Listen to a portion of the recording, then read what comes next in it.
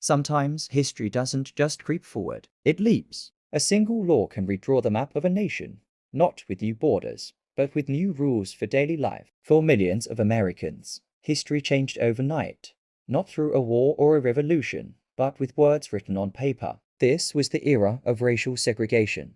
After the Civil War, America was a nation grappling with a monumental question.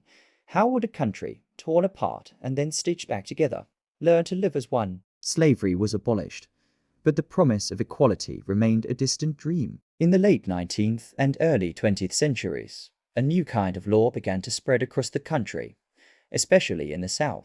They were known by a seemingly harmless phrase, separate but equal. On paper, the words sounded almost reasonable, suggesting a kind of balanced division, but in reality, they were the blueprint for a society built on inequality. These weren't abstract legal theories. They were rules that dictated where you could live, learn, eat, and even drink water.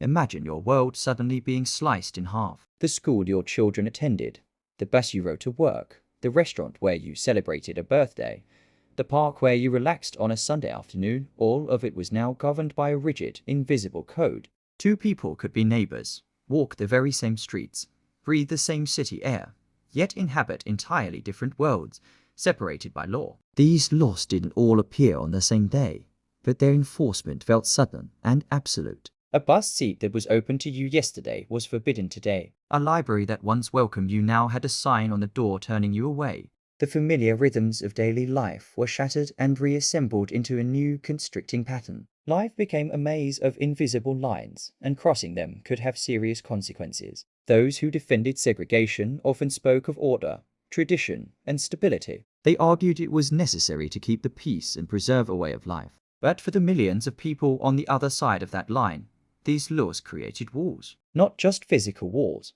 but walls of opportunity, of emotion, and of spirit. Doors to better jobs, better education, and better housing were slammed shut. Voices that deserved to be heard were silenced. Human potential was stifled, not by a lack of talent or ambition, but by the cold letter of the law. Think about the psychological weight of this system. Every day, you were confronted with reminders that you were considered lesser. A separate, often inferior, waiting room. A poorly funded, overcrowded school. The simple act of getting a drink of water became a statement of your place in society. It was a system designed to break the human spirit. But it failed, because even within these oppressive confines, something incredible began to grow. Resilience, resistance, a quiet, unyielding refusal to accept injustice as fate. In classrooms, teachers went above and beyond, instilling pride and knowledge in their students against all odds. In communities, churches, and neighborhood groups became hubs of organizing and support. Parents fought tirelessly for their children's futures.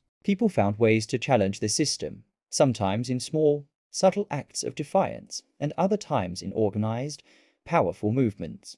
This wasn't just about anger. It was about a deep belief in the promises of America, even when America itself seemed to have forgotten them. The fight for justice moved from the streets to the courtrooms. Brave lawyers and plaintiffs took on the legal foundations of segregation, case by case, chipping away at the separate but equal doctrine. They argued, with irrefutable logic and moral clarity, that to be separate was to be inherently unequal. These legal battles were long and arduous, often met with fierce opposition, but they slowly built momentum, culminating in landmark Supreme Court decisions in the mid-20th century. The most famous, Brown v. Eck, Board of Education in 1954, declared that segregated schools were unconstitutional. This ruling was a thunderclap. It sent shockwaves through the nation and signaled that the legal ground beneath segregation was finally crumbling. Of course, the walls didn't tumble down overnight. Desegregation was a slow, painful, and often violent process.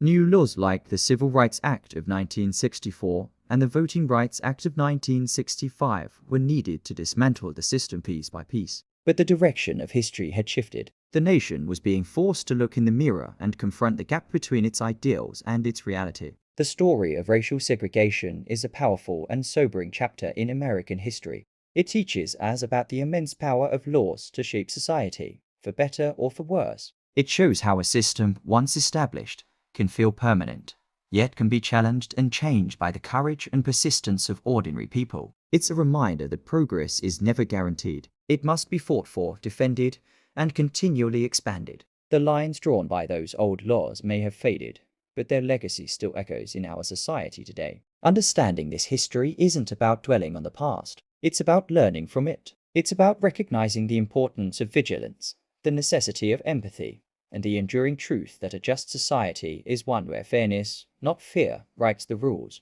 The journey toward a more perfect union is ongoing, and it's a journey we are all on together. Thank you so much for watching. If you found this topic insightful, please like this video and subscribe to our channel for more deep dives into the events that have shaped our world. We'll see you in the next one.